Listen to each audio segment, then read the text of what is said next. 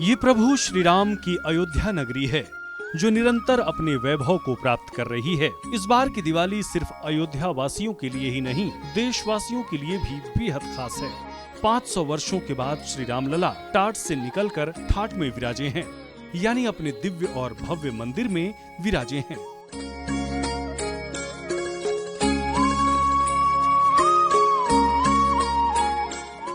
इस बार अयोध्या की फिजा मन भावन बन गई। दिवाली को लेकर चप्पा चप्पा सजाया गया। दीप लड़ियां अनोखी छटा बिखेर रही थीं। दीपोत्सव के अवसर पर कई कार्यक्रमों का आयोजन हुआ। इस मौके पर यूपी के सीएम योगी आदित्यनाथ ने श्री राम का रथ भी खींचा। दीपोत्सव के पावन अवसर पर अलौकिक दर्शन को हर कोई ललायित रहता है। ये सरयू के तीरे राम घाट है और ऐसे 55 घाटों पर करीब 25 लाख दीप प्रज्वलित किए गए। लेकिन उससे पहले उत्तर प्रदेश के मुख्यमंत्री योगी आदित्यनाथ ने मंच पर कलाकारों का तिलक कर आरती उतारी।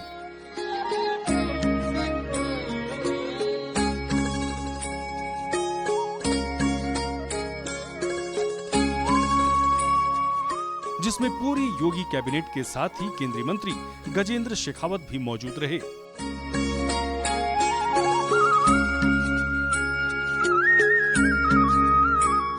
इसके बाद योगी आदित्यनाथ ने मंदिर परिसर में जाकर दीप प्रज्वलित किया और फिर मंदिर परिसर के बाहर दीप मालिका में दीप प्रज्वलित किया। इस अवसर पर केंद्रीय मंत्री गजेंद्र शेखावत के साथ ही प्रदेश के उप मुख्यमंत्री ब्रजेश पाठक ने भी दिए जलाए।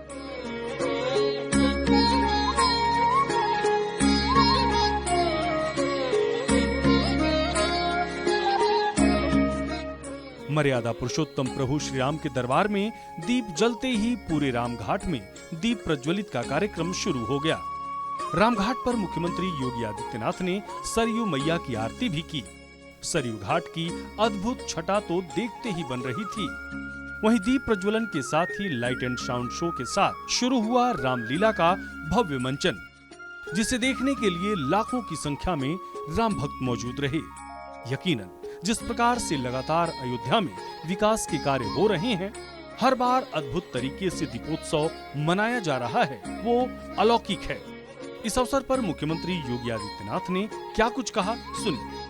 राम काज कीने बिनु मोहि कहाँ विश्राम, और हम लोग भी विश्राम नहीं लेने वाले हैं तब तक जब तक कि सनातन धर्म के मार्ग में जितने भी रोड़े हैं, जब तक इनको नामो निशान इनको समाप्त न कर दिया जाए।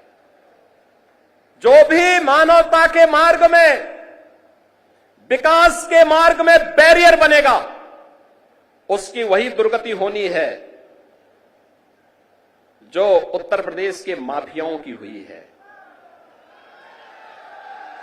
और बहनों और भाइयों, अब अयोध्या से मैं यही कहना चाहता हूं, यह अवसर है हम सबके लिए। अवधपुरी तो आज खुश है। अवधपुरी को उल्लास और उमंग के साथ जुड़ने की आवश्यकता है। और आज का दिन तो दीपोत्सव तो अयोध्या की देन है।